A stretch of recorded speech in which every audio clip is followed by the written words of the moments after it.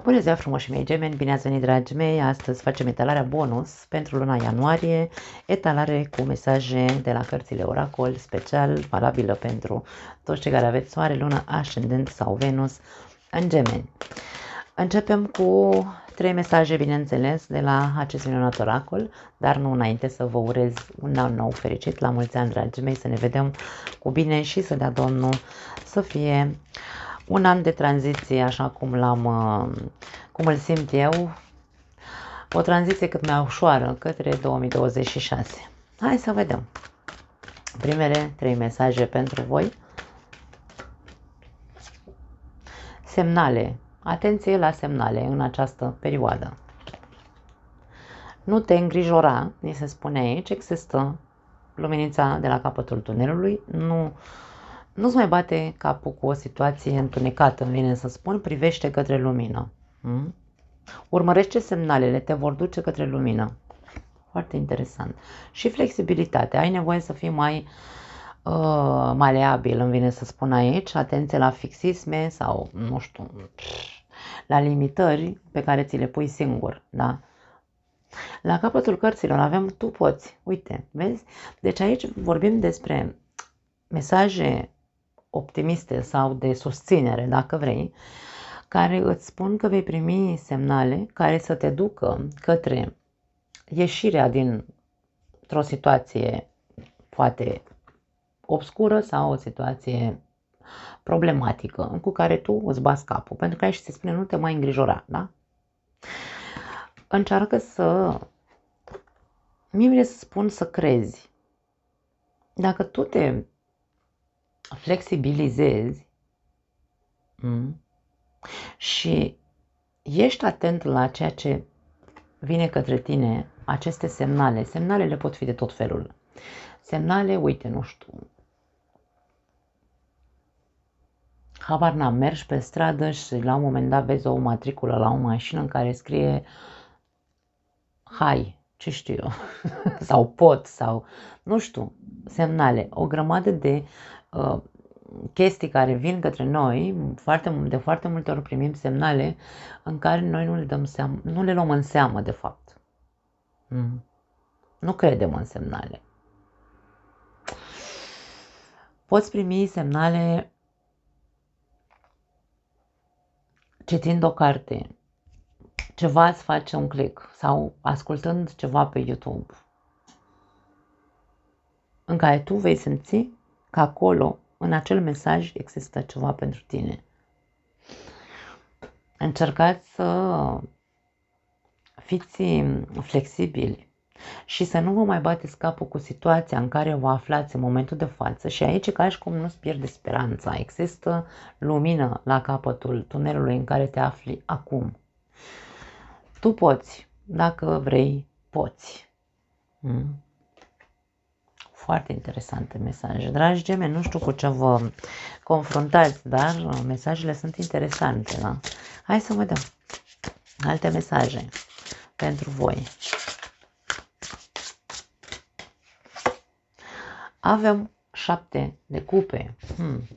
7 de cupe este o carte a confuziei, este o carte a capului nori, de multe ori a telenovelei, zic eu, da, a multiplelor opțiuni pe care le avem și pe care nu știm care o fi cea mai bună opțiune pentru noi. E cumva, putem să visăm cu ochii deschiși, în 7 de cupe putem să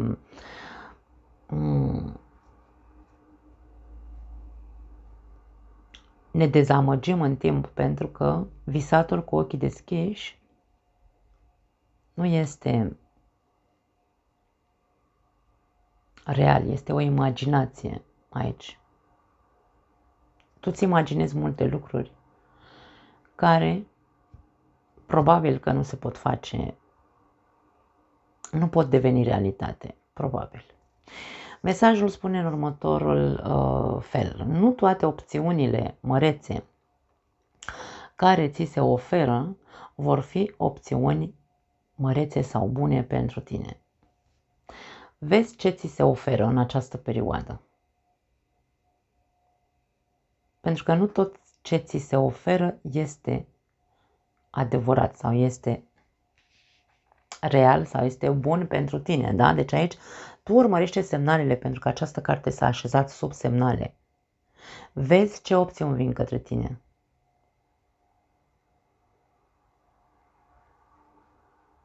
Și vezi care sunt semnalele care vin în același timp, sau mă rog, la puțin timp, după ce vin aceste opțiuni la tine. Judecata. Toate semnele spun că ești exact acolo unde ar trebui să fii. Foarte interesant. Dacă tu ești în întuneric acum, în momentul ăsta, atenție mare, da? Foarte interesant aici cum se leagă mesajele astea. Dacă tu ești în întuneric în momentul de față și nu vezi ieșirea din această situație, primești semnale care îți spun: ok, e complicată situația, dar dacă te flexibilizezi sau dacă te adaptezi la ce se întâmplă în momentul de față, vei putea ieși, pentru că zice tu poți. Și aici ne spune judecata că toate semnalele spun că ești exact acolo unde ar trebui să fii. Poate trebuie să treci prin această situație întunecată, pentru că ai ceva de învățat. Poate învățătura este flexibilitatea, adaptabilitatea. Tu ești un semn adaptabil, ești un semn de aer mutabil. Este pentru tine adaptabilitatea este gaj cum floare la ureche. Da. Dacă te costă să te adaptezi, înseamnă că asta este lecția în care trebuie să o înveți. Să stai un pic în întuneric ca să poți să judeci. Judecata înseamnă hai să gândesc, să văd de ce mă regăsesc în acest moment aici, în întunericul ăsta. Ce m-a dus aici? Dacă nu ești în întuneric, poate ai preocupări foarte mari din punct de vedere mental. Nu știu, tu știi ce preocupări ai. Reflectă, judecă un pic la rece. De ce îți bați capul atât de tare și o faci situația atât de neagră, încât îți pierzi speranța că va fi bine? În ce ești inflexibil? Gândește-te. Judecă. Corect. Judecata este o carte de eliberare.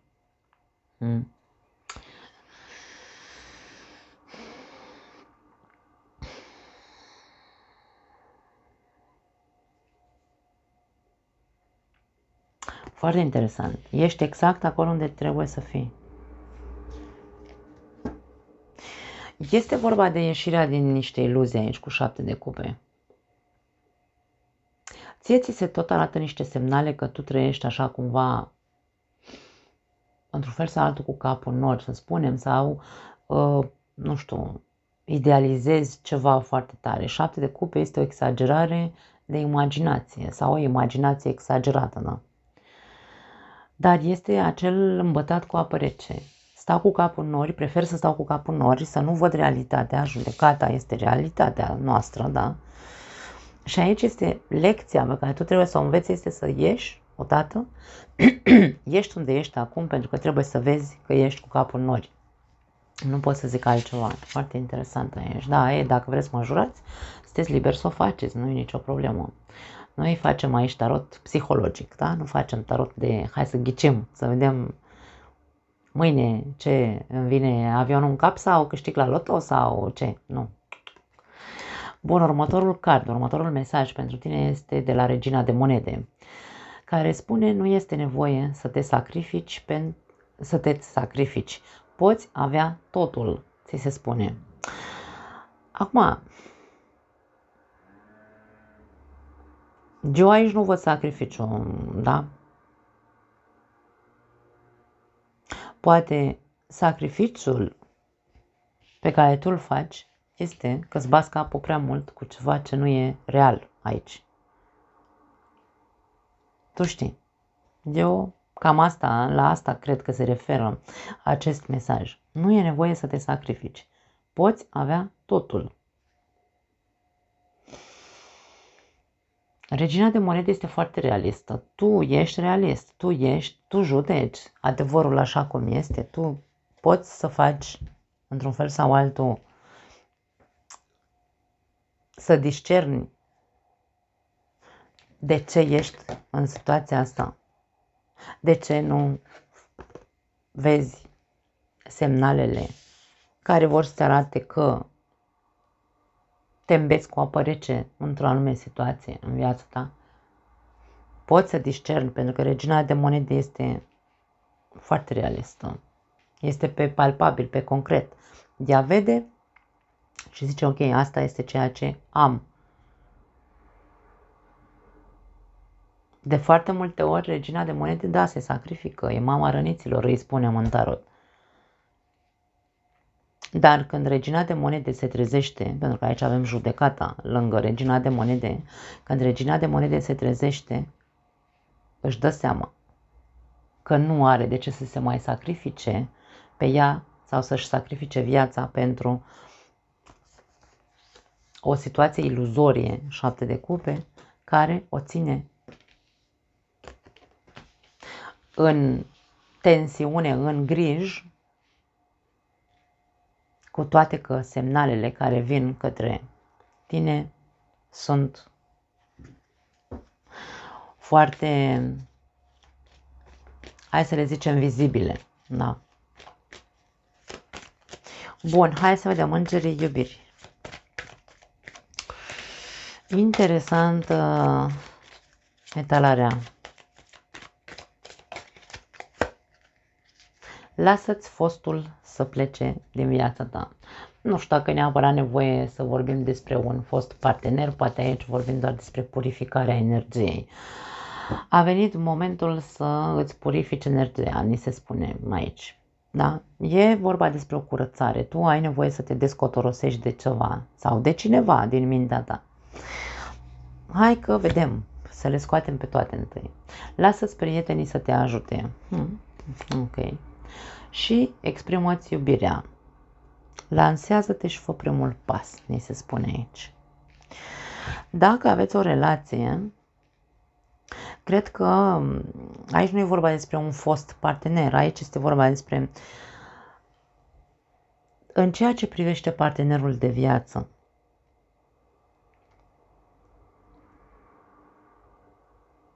Cât de pură este gândirea ta în ceea ce îl privește? Sau cât de pură a fost până acum? Sau ai fost genul de persoană care îl bănuiai sau o bănuiai, mă rog, aici vorbim, eu vorbesc mai mult la masculin, nu știu de ce, sunt mai masculină eu așa, probabil. Ai avut o părere proastă despre partenerul tău în ultima perioadă, în ultimul an, de exemplu, în 2024? Ai fost mai critic? Ai fost mai, știu și eu, neîncrezător? Purifică-ți energia mentală, părerile pe care le ai față de partenerul tău. Încearcă să vorbești cu prietenii tăi, pentru că aici atenție mare. Gemenii, fiind un semn de aer mutabil, sunt foarte vorbăreți. Și mesajul ăsta ne vorbește despre prieteni. Lasă-ți prietenii să te ajute, zice. Dar în momentul în care geamonul ajunge să ceară ajutorul prietenilor, el vorbește și de unul și de una și de alta nu vorbește despre un subiect în concret, da? Dacă eu am o problemă în căsnicia mea, de exemplu, da, sau în relația mea, mă duc să vorbesc cu un prieten de-al meu strict la obiect. Geamonul nu face lucrul ăsta, nu este în esența lui. Geamonul este foarte dispers. Da, nu știu dacă e corect în românește, cred că da. Da? Geamonul începe să vorbească 2-3 cuvinte despre problema pe care o are cu partenerul de viață, după care intră în alt subiect, nu are nicio treabă. Și aici vorba, centrează-te, pentru că tu ai nevoie aici să scapi de niște chestii pe care le ai în capul tău în legătură cu partenerul de viață. Pune mâna și fă acest lucru. Nu te mai dispersa, nu mai sări din subiect în subiect. Concentrează-te și nici nu face stil bârfă, pentru că energia de Gemeni, cum este o energie de comunicare, de foarte multe ori ne ducem și începem să ne plângem la prietenii noștri și e ca și cum un stil de bârfă. Vin să-mi bârfesc partenerul lângă, în fața prietenilor mei, doar așa ca să mă descarc, dar nu fac nimic cu descărcătura aia. Da. Nu face lucrul ăsta. Caută-ți prietenul sau prietena cu adevărat înțeleaptă care, sau înțelept, persoana înțeleaptă care e prietena ta, care să te ajute să-ți schimbe acea mentalitate sau părere despre partenerul de viață. Pentru că aici e vorba despre o purificare a energiilor în legătură cu relația ta sau cu partenerul de viață. Și aici se spune să exprimi iubirea. Cât de mult uite-te la tine și vezi cât de mult oferi cu adevărat. Câte lucruri frumoase vezi în partenerul tău și le transmiți. Cât de mult se simte și el validat, de exemplu. Dragii mei, sunt lucruri care trebuie să le observăm la noi. Așadar, aici e vorba pentru voi, cei care aveți o relație, să nu vă mai duceți la prieteni doar să vă plângeți de partenerul de viață, ci să vă voi să vă purificați ideile în legătură cu partenerul vostru și să fiți mai apropiați și mai iubitori, mai apropiați sufletește și să vă exprimați și voi în iubire. Da. Acum, totul se poate citi viceversa când vorbim despre cupluri. Să nu uităm, întotdeauna spun acest lucru, ceea ce am spus până acum poate fi valabil invers, să fie pentru partenerul tău. Este aici o oglindă probabil care pentru alții nu e vorba despre voi, ci despre partenerul vostru care trebuie să-și purifice energiile și care să nu se mai plângă de voi, ci să fie el mai atent și mai iubitor față de tine. Nu pot spune altcumva. Pentru cei singuri, atenție să nu vă îmbătați cu apă rece voi, pentru că acest card cu lasă-ți fostul partener să plece din viața ta, din capul tău, s-a așezat sub 7 de cupe, care ne vorbește despre cap în nor sau iluzie deșartă, și lângă, pe aceeași coloană cu semnalele. Aici vorbim despre ți se tot arată semnale că te iluzionezi degeaba în privința fostului partener. Este momentul să începi să vezi că trebuie să te descotorosești de acele iluzii pe care ți le faci în capul tău în legătură cu această fostă persoană din viața ta. Aici, pentru voi, este ca și cum vi se spune să socializați sau să începeți să ieșiți mai des cu prietenii voștri, să nu mai stați doar cu gândul aici la fostul partener. Nu pot să zic altceva. Da? Și să te deschizi aici cumva, aici se spune lansează-te și fă primul pas. În momentul în care începem să socializăm, bineînțeles, ieșim în oraș mai mult, nu știu, uite, ne reunim cu prietenii, poate ne întâlnim cu prietenii prietenilor noștri, de ce nu, acolo într-un grup mai mare, socializăm și nu se știe niciodată cine poate să-ți facă așa cu ochiul acolo. Da? Pentru că aici e vorba despre momentul în care tu vezi că există cineva care îți atrage atenția, deschide-te, exprimă-ți iubirea. Nu vorbim despre vai de mine, ești frumos, ești frumoasă, bla bla bla. Nu, deschide-te pur și simplu, sufletește și fă tu primul pas către acea persoană, invită undeva, nu trebuie să începi să dai mamă ce declarații de dragoste, nu. Dar întâi rezolvă-ți problema cu fostul partener, pentru că aici mulți dintre voi sunteți într-o iluzie constantă, unde nu vreți să vedeți că aici e barieră, e ca și cum Domnul ți se spune, ți s-a spus de o grămadă de ori, nu mai e pentru tine, lasă omul ăla în pace, fă-ți, refă-ți viața, habar n-am ce ți se spune, ce ți se arată, tu știi. Și tu tot aici cu capul la persoana aia e. Hai să vedem alte mesaje.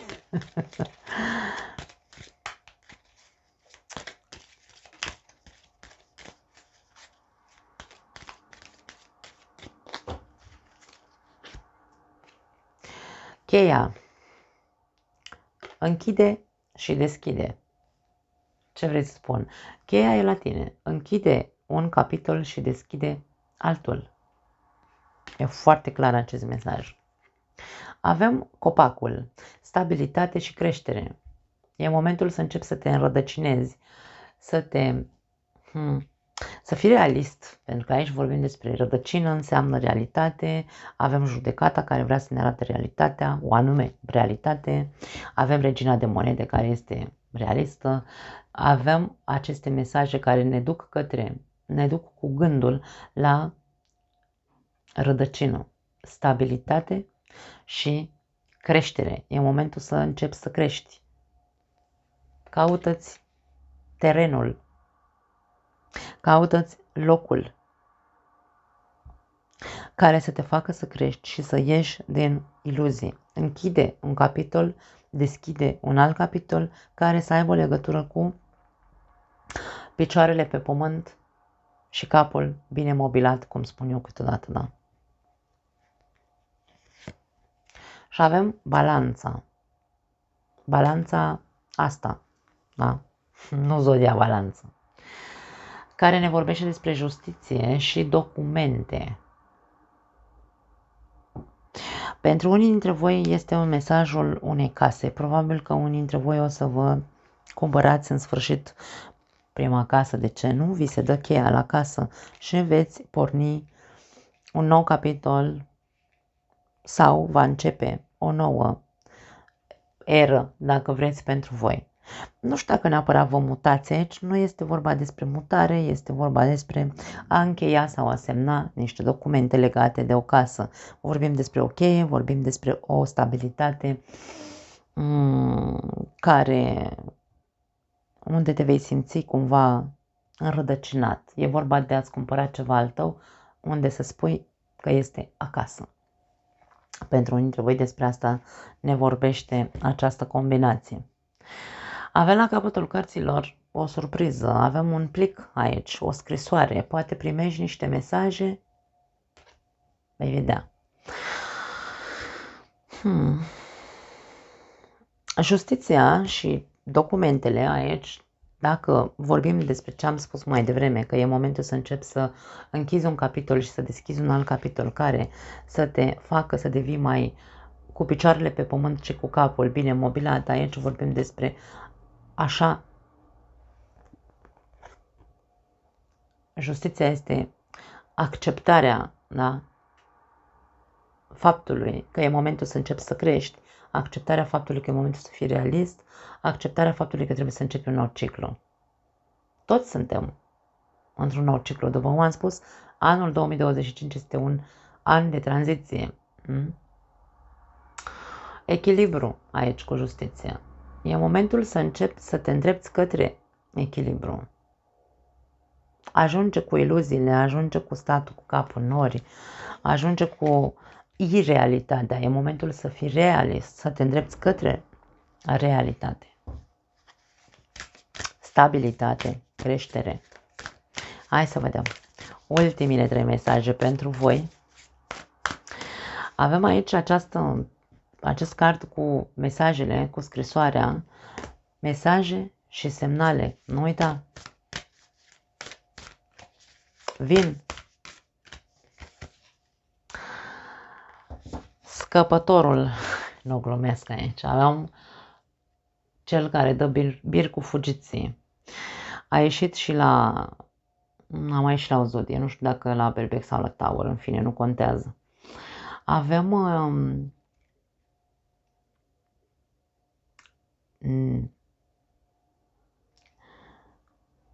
cel care dă bir cu fugiții aici. Neasumatul într-un fel sau altul. Ar fi traducerea. Mesajul este întoarce-te la tine. Foarte mulți dintre noi dăm așa bircul fugiții și ne afundăm în altceva ca să nu privim realitatea pe care o trăim, să nu privim situația cu care ne confruntăm, să nu ne asumăm acea situație și preferăm să nu o rezolvăm sau preferăm să nu facem ceva, ci preferăm să fugim. Fugim unde? Uite, ne afundăm în cărți, ne afundăm în ziua de astăzi, ne afundăm în internet, TikTok-ul și alte chestii de genul ăsta. Și aici se spune nu. Nu mai da bir cu fugiții. Da. Întoarce-te către tine.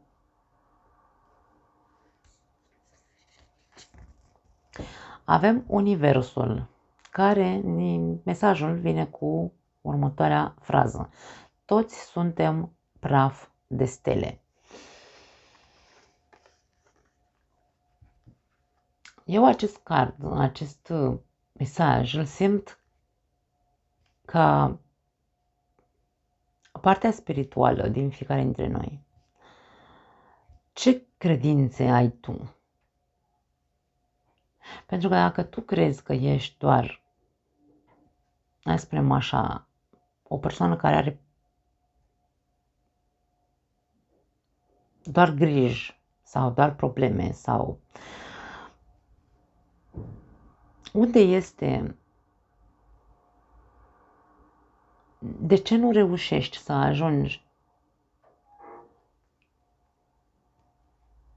la acea conștientizare că suntem, hai să spunem așa, spirite într-un corp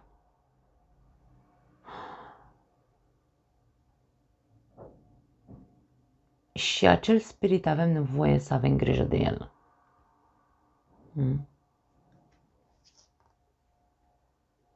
Aici avem două mâini care practic ține niște stele în mână, de-aia praf de stele.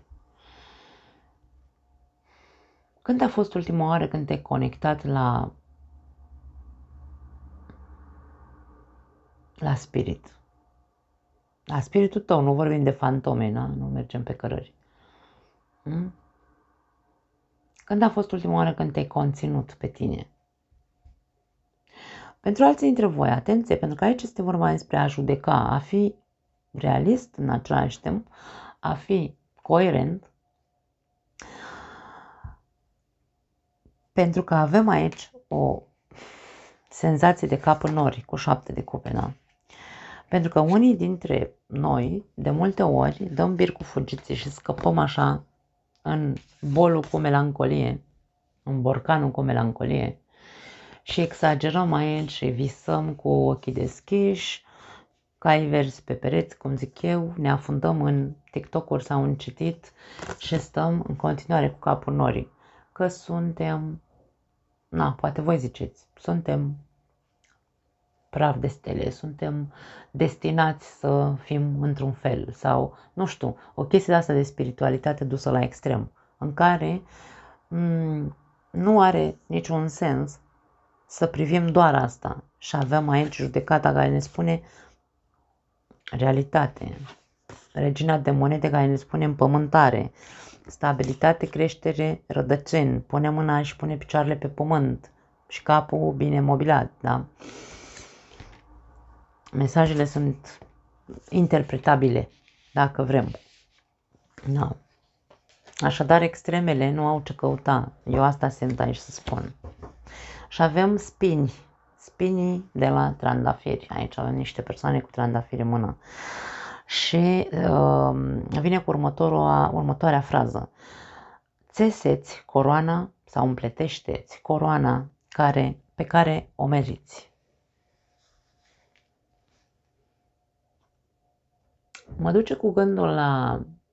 Din nou mă duce cu gândul la o trezire. Ne gândim la o coroană de spini. Iisus a fost răstignit cu o coroană de spini pe cap. Din nou insist să spun, că mă duce cu gândul la o trezire. Judecata înseamnă trezire.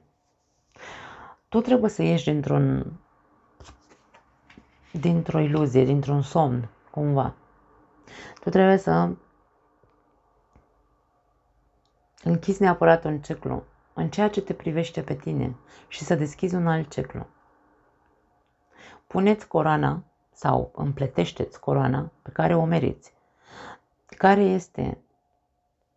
Ce meriți tu? Gândește-te.